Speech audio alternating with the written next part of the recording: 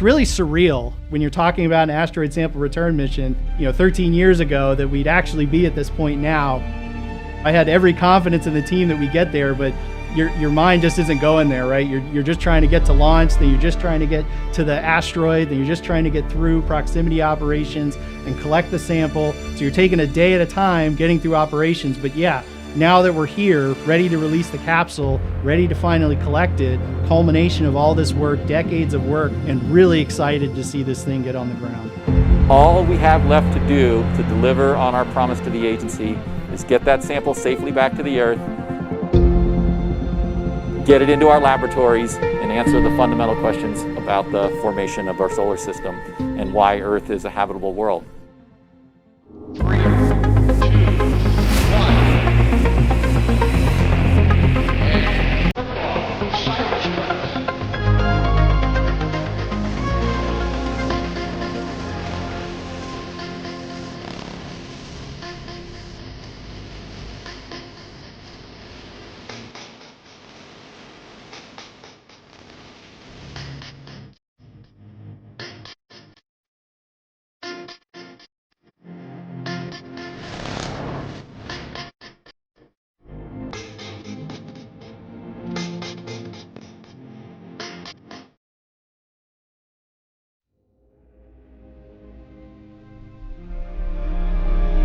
The science speaks for itself. I mean, we're bringing back hundreds of grams of pristine sample from a body that hasn't been touched and is relatively unchanged since the beginnings of the very solar system. So the benefits to science are just astronomical. But the benefits to engineering, which is really what I'm interested in, is to me just as fascinating. It's like we're really pushing ourselves, the challenges, the things that we can do with the technology that we have. It's demonstrating our ability to deliver something from space to the ground safely and accurately. That's, to me, motivation enough to do these types of missions, well beyond even the science information that we'll gain from it, which is just invaluable to humanity.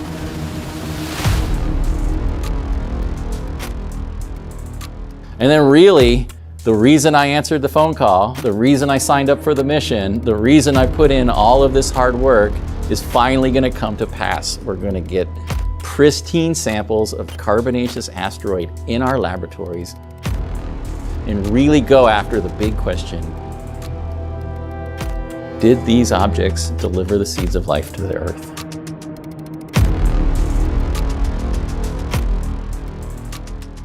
I'm not sure it's possible to identify one single person who will be the most stressed out. I'm sure that our principal investigator, Dante Loretto, will be very stressed, but also very, very excited, as this is the culmination for him of almost 20 years of work. But we have so many people on the team who are so invested in this and really, really care about the sample and who have been working on this mission for years and years and years.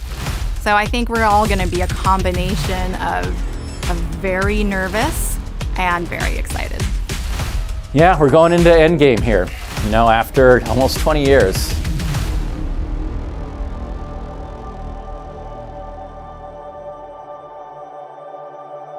It's been a long journey. I was invited to be part of the mission in February of 2004 when I was a young assistant professor, untenured, really trying to establish a research program, get used to teaching and committee work and all the things that you're expected to do, when I got a phone call from Dr. Mike Drake, the director of the Lunar and Planetary Laboratory. I'm still very much personally guided by John Kennedy's comments when he directed the United States to send a man to the moon and return him safely to Earth by the end of the decade. In that same speech, he went on to say, "We choose to do these things not because they are easy, but because they are hard." Well, spaceflight is hard, but we have, I think, such a good understanding of this mission that, in fact, we have no difficulty carrying it out. We have been very careful to assemble the best navigation team on the planet.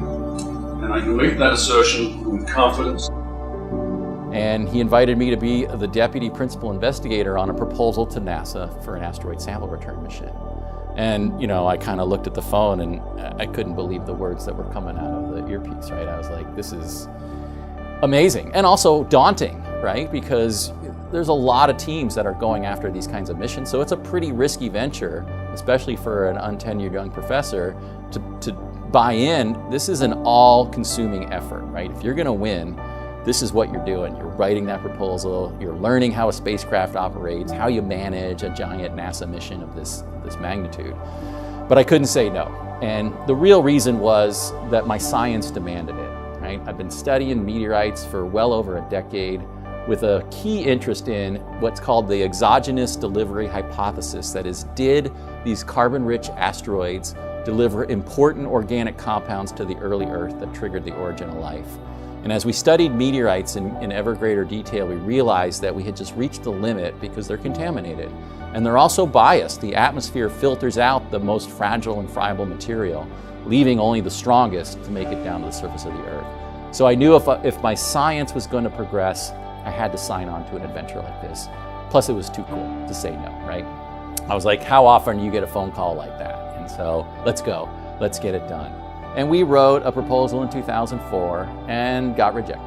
And a proposal in 2005, and we made it to the next round, what's called Phase A in NASA's competition, and then got rejected. And then in 2008, the New Frontiers opportunity opened up.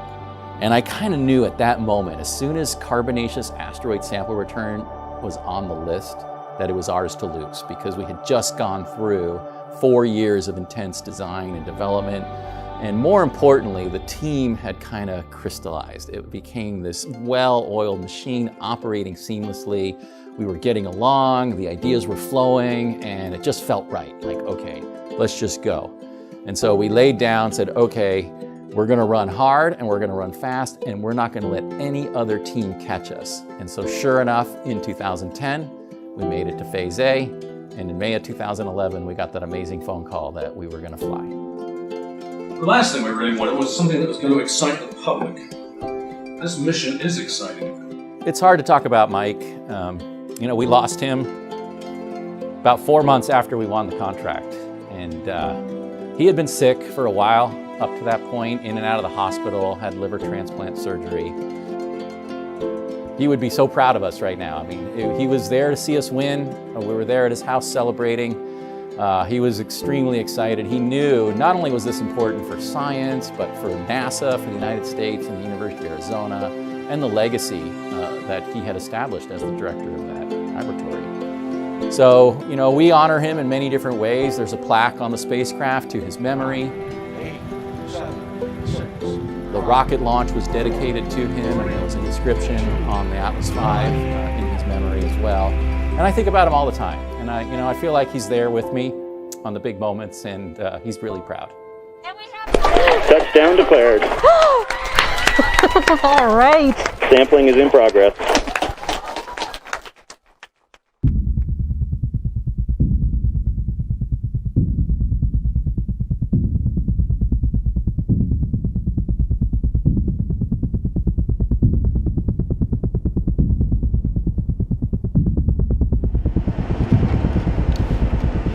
So the sample return capsule is landing at the Utah Test and Training Range west of Salt Lake City, and this is an Air Force test range. It's a wide open area, basically a dried salt flat, dried lake bed.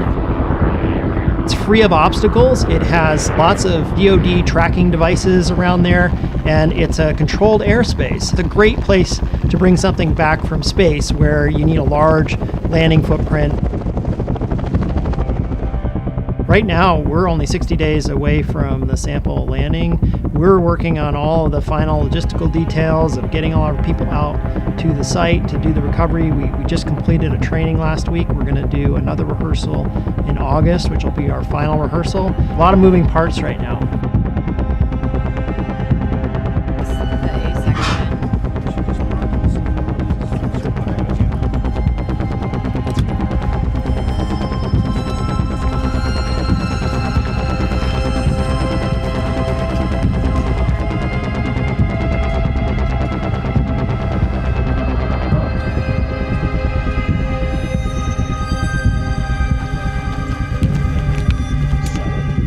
So what we want to do is we're actually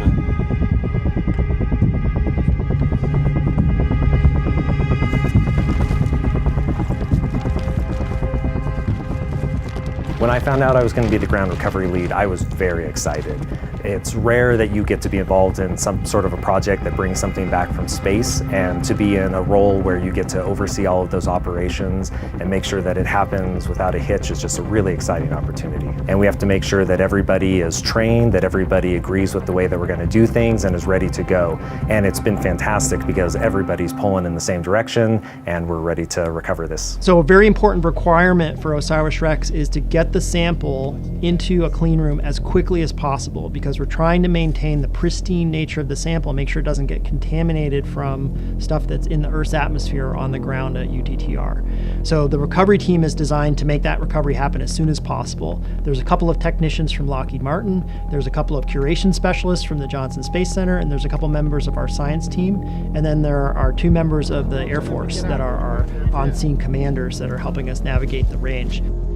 That team will fly out to the capsule landing site on 4 different helicopters, and they each have unique tasks of securing the capsule, making sure the area is safe, sampling, taking soil and air samples from around where the capsule landed to look for possible contaminants, and then get the capsule packaged up as quickly as possible to fly back via helicopter. So we're very concerned about the safety of the recovery team, and one of the possible things that could go wrong is if the batteries start on fire once the capsule lands. We don't expect this to happen, so one of the first things we're going to do when the capsule lands is one of the Lockheed Martin technicians will go up to it with a sensor to detect noxious gases that would be released if the battery were conflagrating. And if we don't detect that, then we can proceed with the rest of the procedure. If we do, then we have to stand back and wait for the situation to clear. So we fully expect when the sample return capsules hit the atmosphere that it will release the parachutes and descend slowly at that 11 miles per hour. But there is a chance that if something unexpected goes wrong, that the parachutes won't deploy. Looks like we have a no-shoot, sir. Vector 200. Put it on your nose, 8 miles. Look for an impact. DC, negative growth, negative shoot. Copy. We see the visuals. Impact at 5, 8. In that case, the sample return capsule will have a hard landing. It'll go very fast, it'll hit the ground, it'll likely rupture the sample return capsule.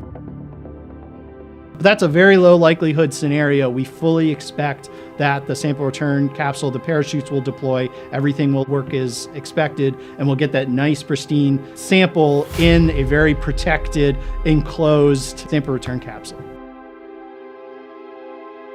So the spacecraft is approaching the Earth at a speed of over 27,000 miles per hour. It'll release the capsule at just the right moment to intersect the Earth's atmosphere. We only have one chance to do this. We can't, wave off and do it the next day. If there's bad weather, if there's a snowstorm at the UTR, when we are getting ready to release the capsule, we will still release, and we will do our best to get to the capsule as quickly as possible. But this is truly a critical event. Everything has to happen on time in order to be successful here.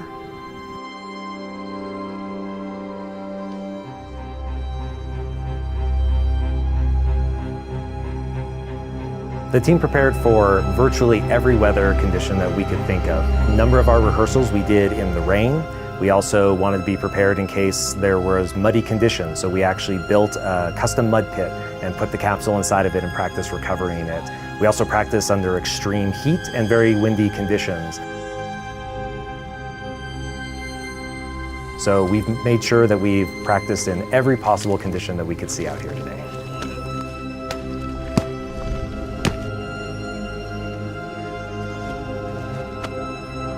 Not an optimal scenario, but I think we can operate in it.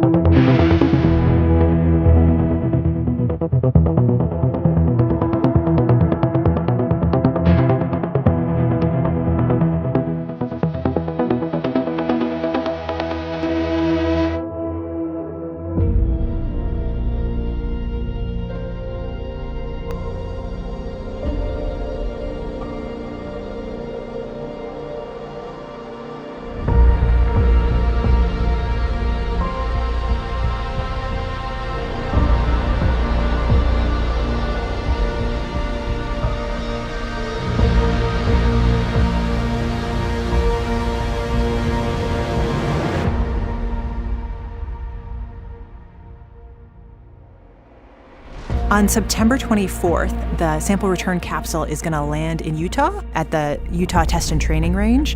And from there, we will have to track it down a little bit, but we'll be tracking it in flight to get to it as quickly as possible. Our field team will go with helicopters and bring that sample return capsule actually to a portable clean room or temporary clean room we're going to have set up in a building right there in Utah.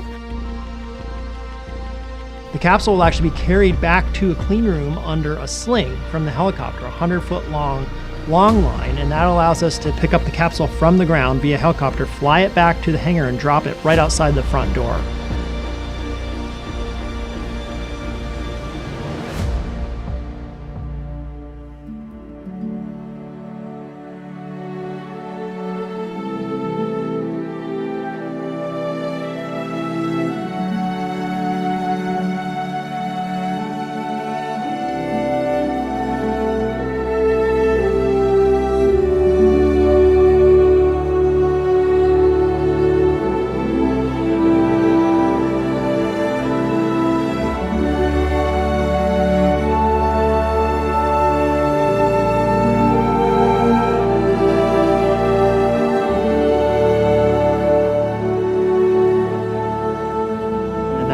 Allows us to get the capsule into the clean room just as quickly as possible, and ideally within 1 to 2 hours after landing.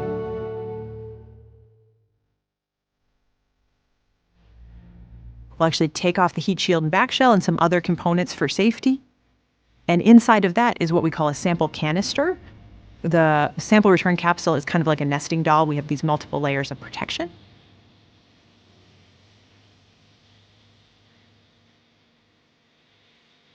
And then that sample canister will have a nitrogen flow put on it, what we call a nitrogen purge. And with that nitrogen purge to protect the sample, to keep any incursion of terrestrial atmosphere coming into that canister, it will be flown from Utah here to Houston, Texas. After which point we'll bring it into our building and get it into a glove box and open that canister up to see the tag SAM. And that'll be the first time we're seeing the tag SAM since it was stowed at Bennu.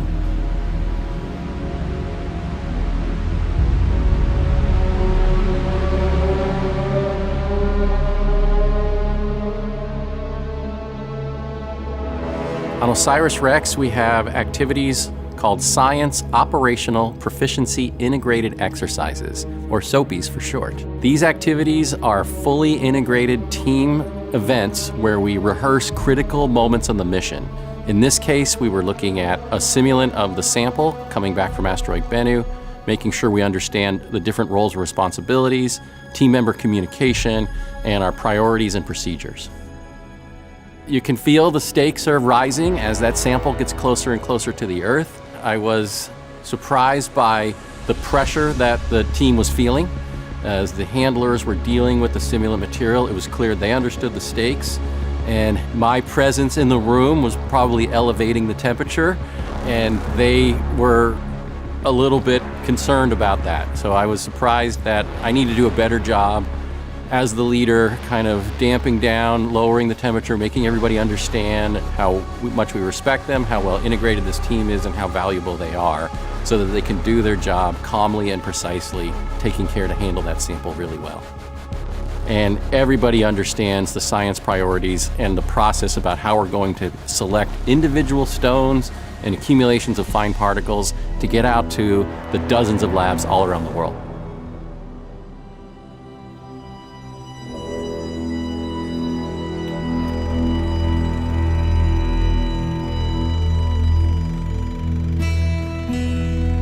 We have a number of different collections, actually. The first collection that NASA curates at Johnson Space Center was the Apollo collection, the rocks that the astronauts collected on the moon and brought back.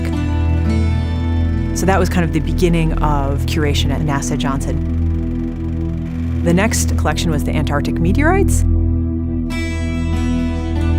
And we also have had other sample return missions. Genesis, which was an array that captured basically elemental and particles coming off of the sun.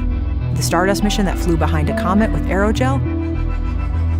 So all of those are different astromaterial samples, samples of material not from Earth, from space.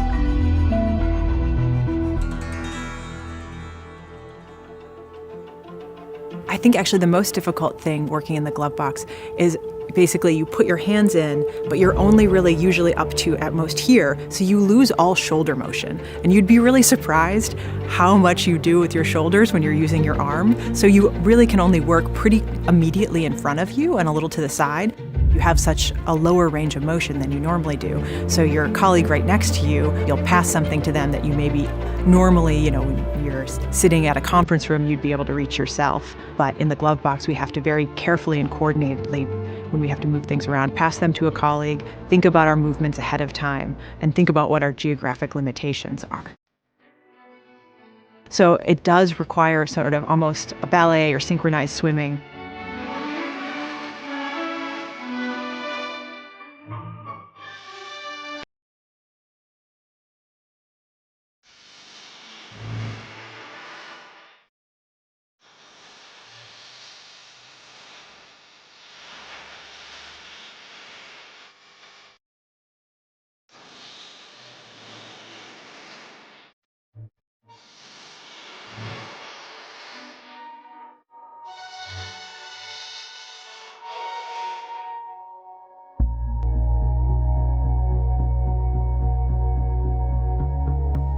So all of this pre-planning we're doing is also so we can keep the sample as close as possible to the way it was when it was collected at the asteroid and when it returns to Earth, because those are the conditions that scientists are trying to study when they're studying this sample. So we're really lots and lots of careful control of any materials that might come in contact with the sample, both in construction of the lab, the glove boxes, what goes into the glove boxes, what immediately touches the sample, as well as our role in recovery in Utah. It's a lot of planning on the front side that we're really getting close to the finish line on. Also, afterwards, we continue to really be careful and super protective of that sample to preserve it for decades to come, so it can continue to be studied as new instrumentation and scientific methods are developed. On Earth, when you can bring the sample back, you can adapt to new information, you can adapt to new technologies, and you can use devices which are not small, but in fact enormous, the size of buildings, things that are actually larger than the launch pad, let alone the spacecraft. You can have the fussiest instruments that give you the best data that need babying, because you have time and you have people who can make sure the instruments do what you need to get data that's just impossible to get in situ on a spacecraft at the object.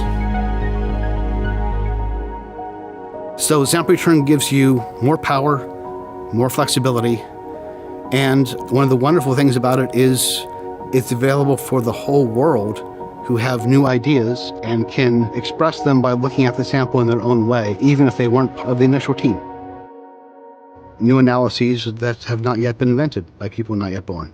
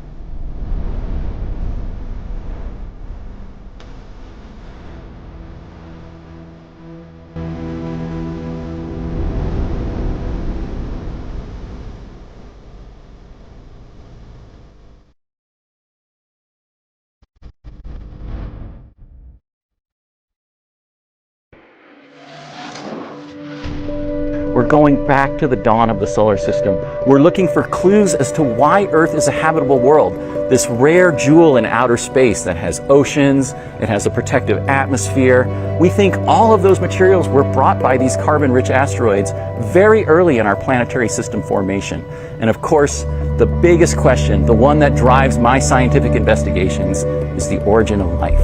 what is life, how did it originate, and why was the Earth the place that it occurred? We believe that we're bringing back that kind of material. Literally maybe representatives of the seeds of life these asteroids delivered at the beginning of our planet that led to this amazing biosphere, biological evolution, and to us being here today to look back on that amazing history, to think about where did we come from?